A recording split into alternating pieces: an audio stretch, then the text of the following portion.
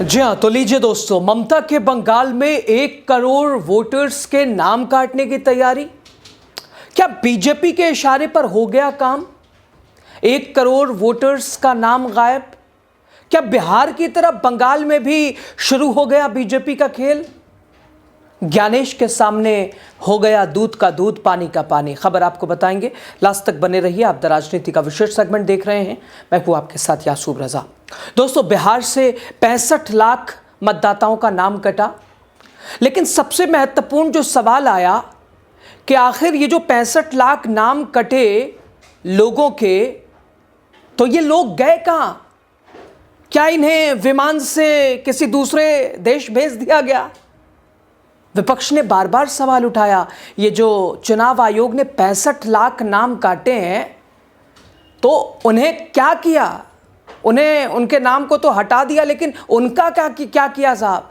जब यहां उनके रहने के लिए मतदाता सूची के वो अधिकार नहीं है, तो यहां कैसे हैं वो हैं कहां? दोस्तों, बिहार से लेकर बंगाल तक अब लोकतंत्र के मैदान में सियासी तापमान आसमान छू रहा है। लेकिन जो गलती बिहार में विपक्ष से हुई, ममता बनर्जी और खुद उनकी पूरी टीम वो गलती दोहराने के लिए कतई बिल्कुल तैयार नहीं है। ममता बनर्जी के बंगाल में SIR प्रक्रिया, और अब इस प्रक्रिया के साथ ही एक ऐसी खबर, एक ऐसी बात कि बिहार में तो 65 लाख नाम कटे, बंगाल में ये 1 करोड़ के पार पहुंच जाएगा, और ठीक उत्तर प्रदेश में भी ऐसा ही हालात होगा। दोस्तों, सीधे इस आरोप के बाद चुनाव आयोग सवालों के घेरे में। TMC का सीधा आरोप, यह सिर्फ चुनाव आयोग की निष्पक्षता की विफलता नहीं है, बल्कि बीजेपी के एजेंडे को आगे बढ़ाने की रणनीति है, बीजेपी की राजनीति है, बीजेपी का हथकंडा है कि कैसे किसी राज्य में अपने आप को स्थापित किया जाए। जो बिहार का नतीजा, कथित जो लोग कह रहे हैं कि साहब SIR खेल, अप्रत्याशित नतीजे मुमकिन ही नहीं है, जिस तरह बिहार जीता बीजेपी ने, साहब अपना जो उनका क्षेत्र है, जो गढ़ है, वहाँ वोट परसेंटेज इतना नहीं आ सकता, रिकॉर्ड तोड़ जो बिहार में आया, और वो भी लोगों की नाराज़गी के बावजूद। लेकिन यहाँ ममता बनर्जी की टीम ने कल भी साबित कर दिया। आपने देखा, दिल्ली के निर्वाचन भवन में राजनीतिक तापमान अचानक कई डिग्री बढ़ गया। TMC के 5 लोकसभा सांसद, 5 राज्यसभा सांसद, इनका एक प्रतिनिधि मंडल चुनाव आयोग के नानुपुर करने के बावजूद दिल्ली में चुनाव आयोग की पूरी बेंच के करीब 1.5 घंटा तक मुलाकात, बातचीत। बैठक के बाद बाहर निकले प्रतिनिधि मंडल ने जो आरोप लगाए, उन्होंने भारतीय लोकतंत्र की सबसे बड़ी संस्था यानी चुनाव आयोग को ही कटघरे में खड़ा कर दिया। राज्यसभा में TMC के फ्लोर लीडर डेरेक ओब्रायन ने सीधे कहा, मुख्य चुनाव आयोग के हाथों पर लाल लाल रंग लगा है, जैसे यानी कुछ गाइडलाइंस के तहत हम वो कह भी नहीं सकते, यानी सना हुआ है हाथ। आप समझ सकते हैं ये किसी चीज से उनका हाथ सना हुआ है। दोस्तों, TMC का सीधा आरोप SIR प्रक्रिया यानी मतदाता सूची विशेष गहन संशोधन पुनरीक्षण, चुनाव आयोग की अव्यवस्था, दबाव की वजह से कई BLOs ने वो कदम उठाए जो कि इंसान सोच भी नहीं सकता। TMC का दावा कि BLOs को ना ट्रेनिंग दी गई, ना कुछ बताया गया, सीधे धरातल पर उतार दिया गया, और शायद इसीलिए बहुत सारे BLOs प्रेशर में, तनाव में उन्होंने कड़े कदम उठाए, बड़े कदम उठाए, अपने आप को ख़त्म कर लिया। बहुत सारे BLOs ने आए दिन वो अब चुनाव आयोग कार्यालय के बाहर विरोध कर रहे हैं, प्रदर्शन कर रहे हैं, बता रहे हैं कि हम शिक्षक हैं। भाई, मशीन या मजदूर थोड़ी ना है। यानी एक डेडलाइन जो चुनाव आयोग ने थोपी है, वो भी दोस्तों सबसे अहम है इस पूरी प्रक्रिया में कि जल्दबाजी का मतलब क्या है। मनमानी वर्कलोड डाल दिया गया है, और आखिरकार ये इतनी मौतें, दम तोड़ते BLOs। दोस्तों, इस प्रतिनिधि मंडल में शामिल एक सांसद ने तो यहां तक कहा कि इन सारी मौतों का जिम्मेदार एक ही शख्स है, और वो है मुख्य चुनाव आयुक्त, और इनका जिम्मेदार कोई और नहीं बल्कि चुनाव आयोग। TMC का दूसरा सबसे बड़ा सवाल, 2024 का लोकसभा चुनाव और चुनाव आयोग ने जिन मतदाता सूचियों को पूरी तरह सही बताया था, वो चुनाव आयोग 1 साल के अंदर ही आखिर वो सूची लोकसभा वाली अविश्वसनीय कैसे हो गई। बिहार में वही मतदाता 65 लाख मतदाता, चलिए अगर बिहार विधानसभा चुनाव में उनका नाम कट गया, लेकिन क्या 65 लाख मतदाताओं ने लोकसभा चुनाव में मतदान नहीं किया होगा? तो साहब उनका हिसाब कौन लेगा? ममता ने इससे पहले भी चेता दिया कि अगर यहां छेड़ने की कोशिश की गई तो बुनियाद हिला देंगे, पूरा देश देखेगा। जो गलती बिहार में हुई विपक्ष से वो यहां कतई गुंजाइश नहीं है। और इसका अंदाजा दोस्तों चुनाव आयोग को भी है, बीजेपी वहां बंगाल में विपक्ष में बैठी उससे भी है। टीएमसी का साफ कहना है कि अगर मतदाता सूची गलत थी 2024 वाली, उसी सूची से चुनी गई लोकसभा की सरकार को भी भंग कर देना चाहिए। सवाल तीखा है दोस्तों, और क्या यह सवाल केवल एक राज्य का नहीं बल्कि लोकतंत्र की पूरी विश्वसनीयता का है। टीएमसी ने बीएलए यानी बूथ लेवल एजेंट के नियम बदलने को लेकर भी पक्षपात इसे कहा। पहले बीएलए उसी बूथ का मतदाता होना उसका जरूरी था, लेकिन अब वो पूरे विधानसभा क्षेत्र के किसी भी बूथ का मतदाता हो सकता है। टीएमसी का आरोप, इससे बीजेपी कहीं भी अपने कार्यकर्ताओं को तैनात कर सकती है। जो आप बीजेपी को देखते हैं बूथ लेवल कार्यकर्ता बड़ा, वो यहां उसका खेल।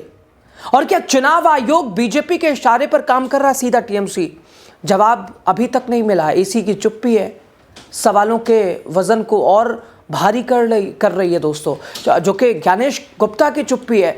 यानी टीएमसी के 10 सांसदों के मिलने के बाद भी जवाब उस जिम्मेदारी से नहीं मिला जैसे मिलना चाहिए, उन तर्कों के साथ मिलना चाहिए वैसा नहीं मिला।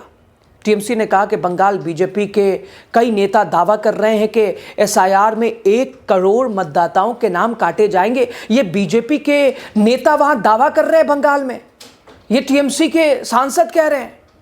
साहब इन्हें कैसे ये आगाह हो जाता है कि यहाँ फोकस मतदाता हैं और ये आंकड़ा 1 करोड़ हो जाएगा, और ये बीजेपी वाले ढिंडोरा पीट रहे हैं कि 1 करोड़ नाम कटेगा, जिनमें सबसे ज़्यादा बंगाली भाषी अल्पसंख्यक होंगे।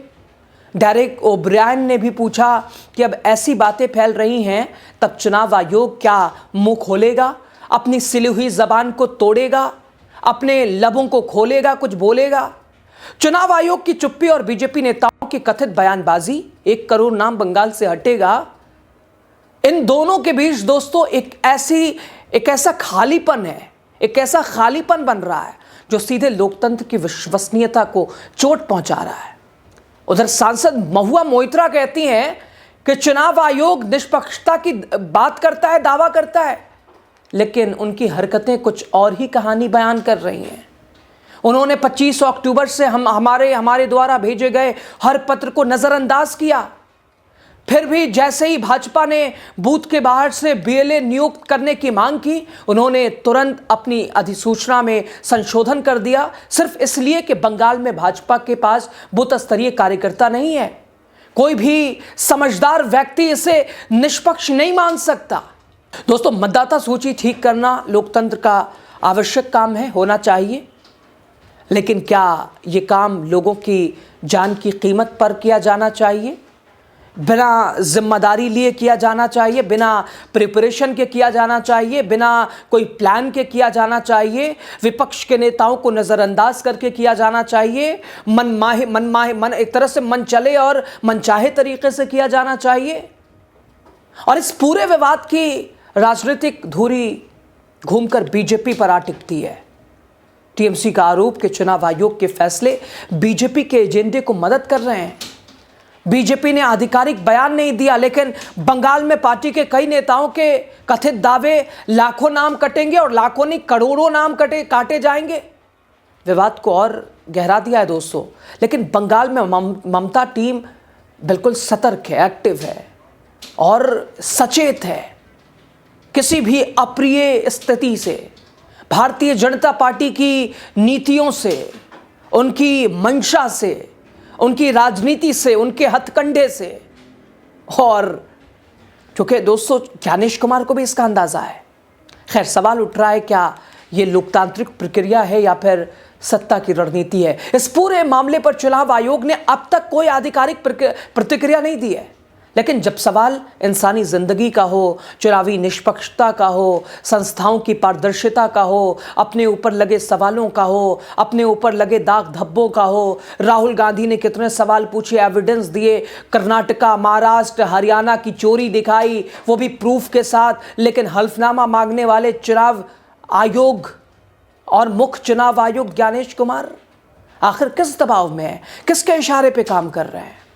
और उनकी चुप्पी पूरे विवाद की अभी तक जड़ बनी है। दोस्तों, लोकतंत्र में संस्थाएं मजबूत हों तो सरकारें जवाबदेही बनती हैं, लेकिन जब संस्थाओं पर ही सवालों की बौछार हो जाए, जब संस्थाओं पर ही सरकार के तलवे चाट का आरोप लगने लगे और शक भी वैसा ही गहराता, संकेत भी वैसा ही मिले, तो जवाबदेही कौन तय करेगा? क्या एसआईआर प्रक्रिया सुधार बनकर आई है या एक राजनीतिक टूल बनकर आई है? क्या भारतीय जनता पार्टी ने ईडी, सीबीआई का काम कर लिया, अब चुनाव आयोग को आगे कर दिया है? दोस्तों, भारत लोकतंत्र का सबसे बड़ा देश, सबसे बड़ा दावेदार, लेकिन लोकतंत्र की असली ताकत उसकी निष्पक्ष संस्थाएं, ना कि सत्ता के गलियारों में गूंजती हुई राजनीतिक इच्छाएं। लेकिन आज उसी पर सवाल है और ये देश के लिए, ये लोकतंत्र के लिए सबसे बड़ा खतरा है। लेकिन पश्चिम बंगाल में ममता बनर्जी का लगातार एक्शन मोड, लगातार उनकी सक्रियता बीजेपी के लिए आसान नहीं है, बीजेपी के लिए चुनौती है, ज्ञानेश कुमार के लिए सिरदर्द है। खैर, आपकी राय ज़्यादा ज़रूरी है दोस्तों। खबर पे आपकी राय क्या है? आप क्या सोचते हैं? खुले मन, खुले दिल, खुले विचार से अपनी बात कीजिए। शुक्रिया।